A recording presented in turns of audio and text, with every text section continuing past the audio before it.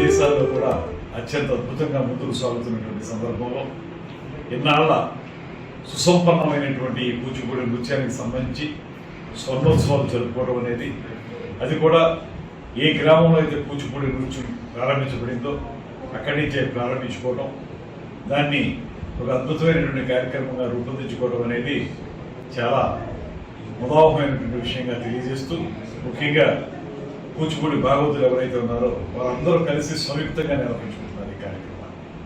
దీనికి అందరం కూడా మనం పెద్ద ఎత్తున పాల్గొని కార్యక్రమాన్ని విజయవంతం చేయవలసిన అవసరం ఉంది.